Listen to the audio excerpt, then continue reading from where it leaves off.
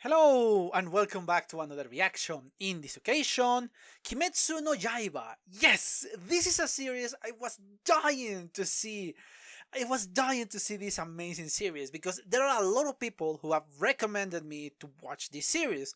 Between family members, a cousin of mine, a few friends that have told me that this series is amazing, and one of you in the last video of Avatar: The Last Airbender, somebody told me when I'm going to react to this series. So here it is.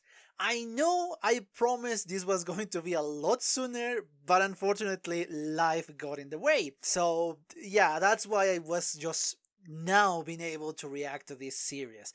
So honestly, I know almost nothing about this series.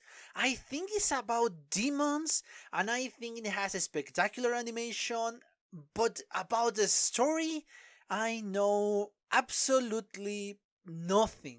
So I think it's a great thing because this is as far as I can tell, an original story. Perhaps it's based on a myth or a legend or whatever, but as far as I can tell, this is original.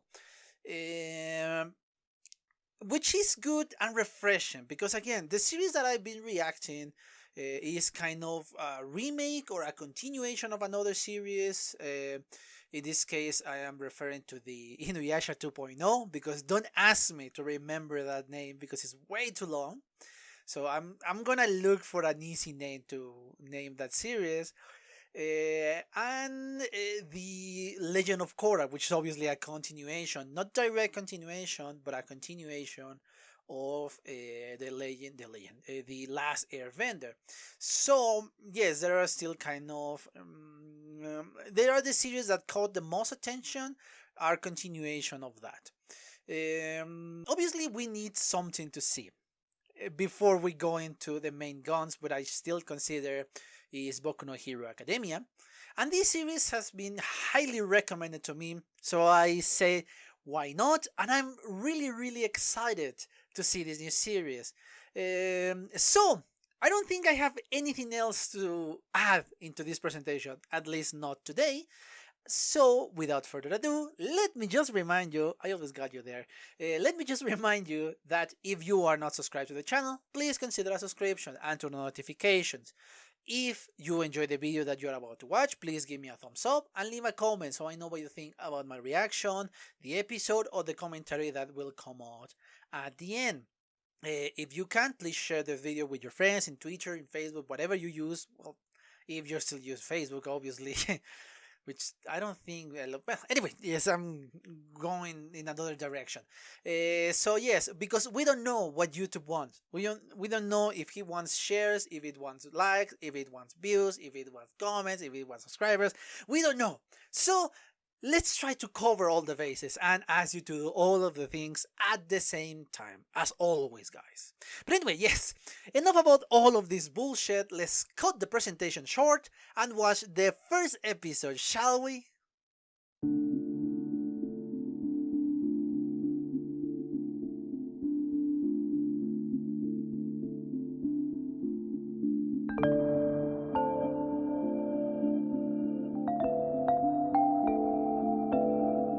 Okay, I'm back. I just watched a second time the first episode of Kimetsu no Yaiba.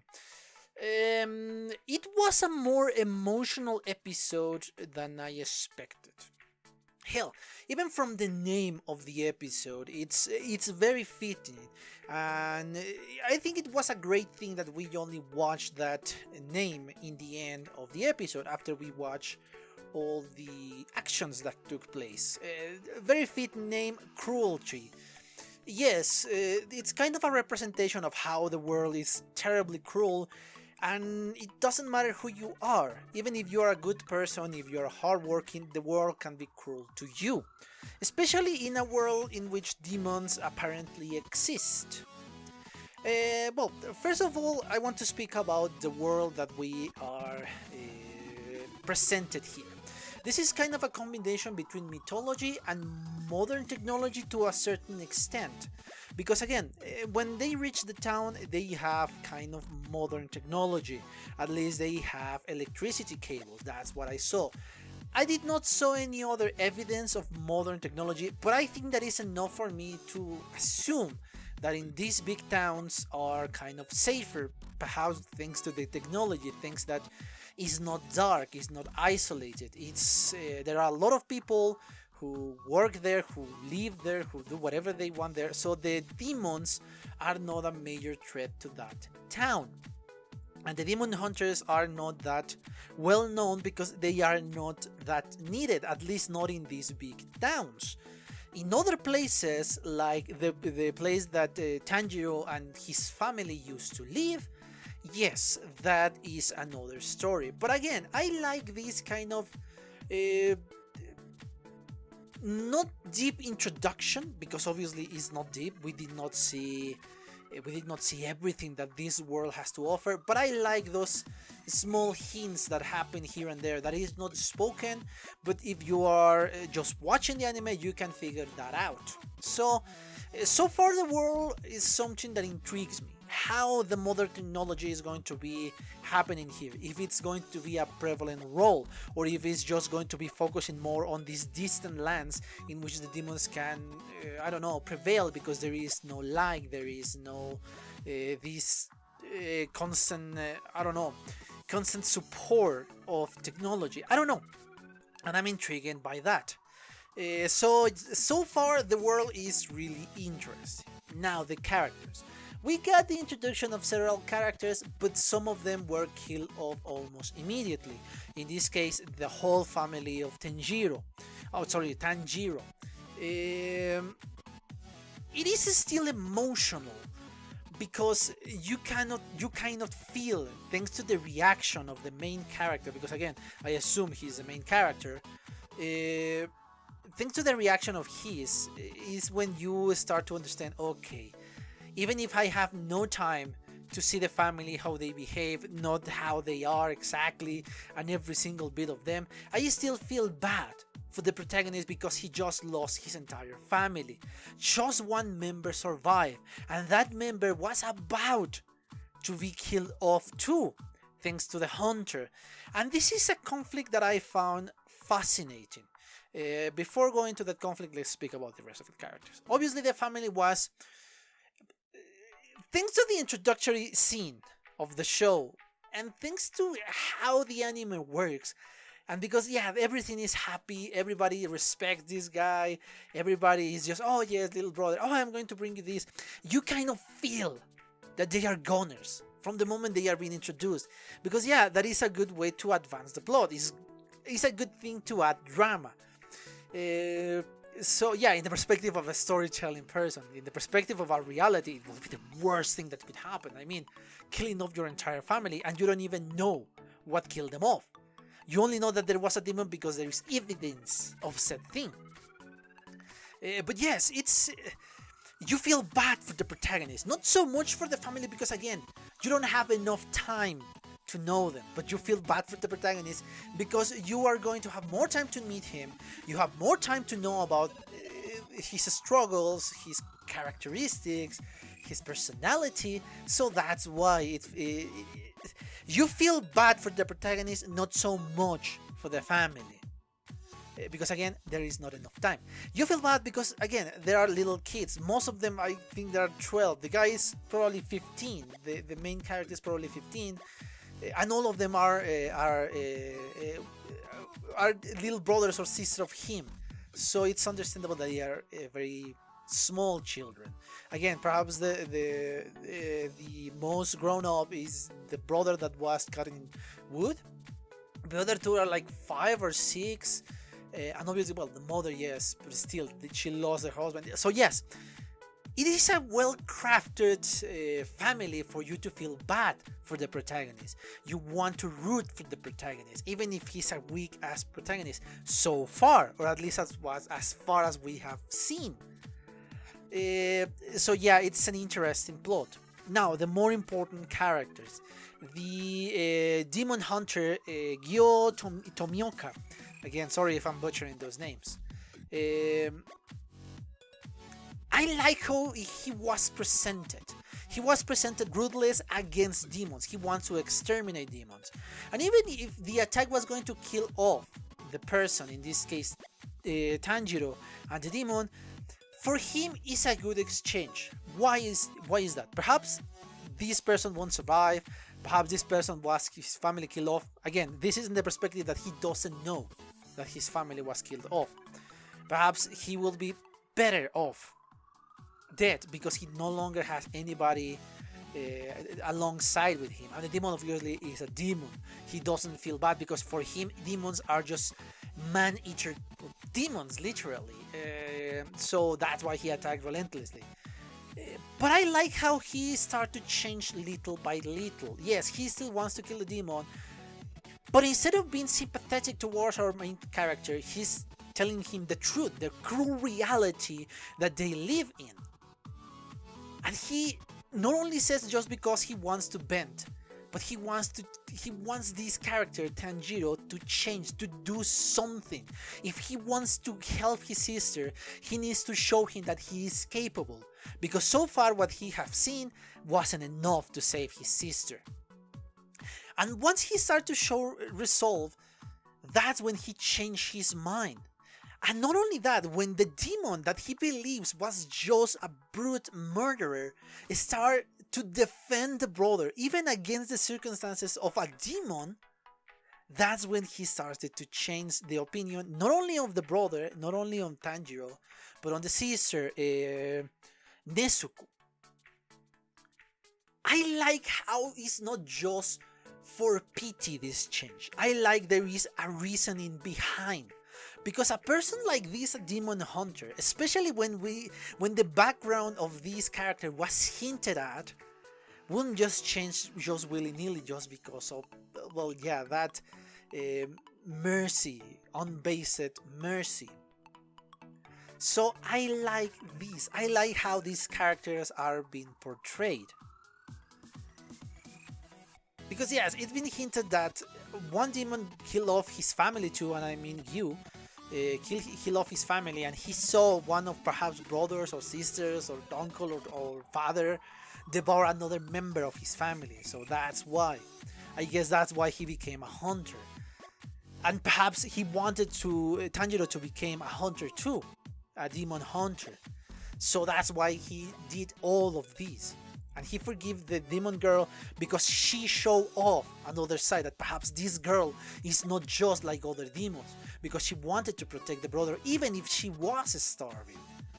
So I love how these images just show me the characters and their personalities and their backgrounds. Perhaps just hints here and there, but yeah, I like this one. Then of course we got Nezuko, the demon girl, that again, there is not much other. We know that she's compassionate, she wants to think ahead. Perhaps she's the second elder sister in this case, for the first image that we saw. And then of course when she became a demon, she showed another face, not just this demonic face. At the beginning, yes, but perhaps what breaks this curse, or part of the curse, is Tanjiro's begging of her sister that she remembered, and the possessed demon, or the blood of the demon, was not strong enough to break the bond of love between these two, between this brotherly love between these two. And again, she showed off that she wanted to defend her brother. So I like that aspect. I don't know much about Nezuko, but I want to know more about. Now let's go to the main character, Tanjiro. Tanjiro got the most of screen time in this episode because obviously he is the main character. But what we saw, he's a very hard worker, a very compassionate person, very family oriented, because he wanted to protect his little brothers and sisters, and he wanted to provide for them. And even before this tragedy happens, he didn't believe on demons, because demons are not as prevalent in this moment of time than it was before, and he hasn't seen anyone or the consequences of an attack of a demon.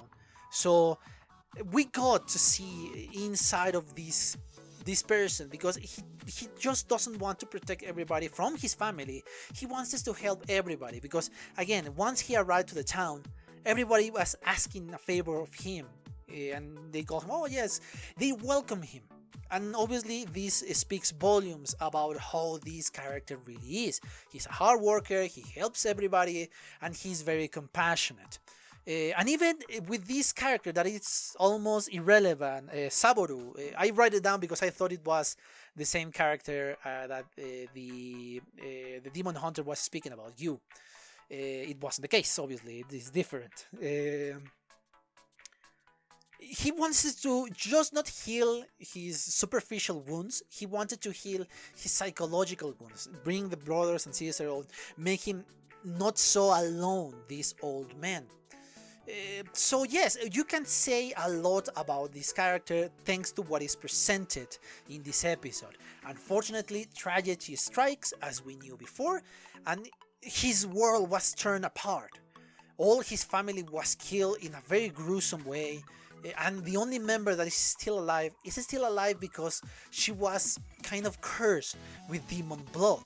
That's why she was still alive, because I guess this attack happened during the night and a lot of time has passed, so without this demon blood she wasn't going to be alive, and I mean Nezuko wasn't going to be alive. So it's part of a curse and part of a blessing, let's say, because at least he didn't lose his entire family. I don't know if it's just a curse and a blessing for Nezuko. I don't know still. I don't know what is going to happen to her. But hopefully things are going to turn out a little bit better.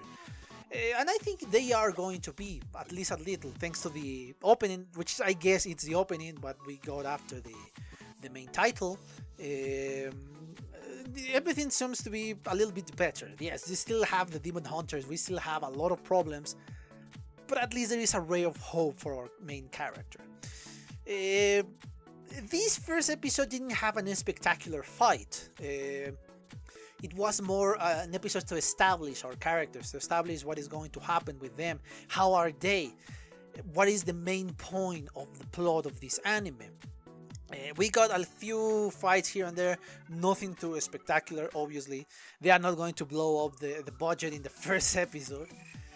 So yes, I'm intrigued to see this anime, because again, when people told me about it, they always told me, oh, the fights are amazing, oh, the spectacular animation and all of that. So I want to see said spectacular animation. Again, I was not expecting that in the first episode, because again, it's just an introductory episode. But I'm eager to see the next one, and I think that's a good sign for an anime, that it captures you from the first episode, that you want to know more about the main character, about the world, about the struggles that the main character is going to have, about how he's going to overcome his struggles, how this world is going to be developing, how this anime is going to be developing, and obviously spectacular fights in this case. So yes, I have not much to say about this episode. There were a lot of characters, but not, at least I don't think, plot relevant, more than the motivation of the main character. But it was a very intriguing episode, a very interesting episode, and I cannot wait to see the next one. But obviously before that, let me just remind you that if you enjoy the content of the channel, please consider a subscription and turn on notifications so you can get up to date with whatever you are doing with the channel. If you enjoyed the video, please give me a thumbs up and leave a comment so I know what you think about the reaction, about the episode, about my commentary in general. If you want to follow me on Twitter, the link is in the description below, and don't forget to share the video. Again, I don't know what YouTube wants. I don't know what the algorithm wants now. I don't know if it wants views, if it wants sharing, if it wants likes, subscribers. I don't know. So that's why I'm asking you to do all of that at the same time, please. At the same time. But anyway, yes, if you want to, obviously, there is no obligation here. Anyway, yes, I think I have nothing else to say other than thank you for your attention, and well, see you on the next one. Bye! Okay guys, I hope you enjoyed that video, and if you did, give it a like, so the algorithm from YouTube will help me out.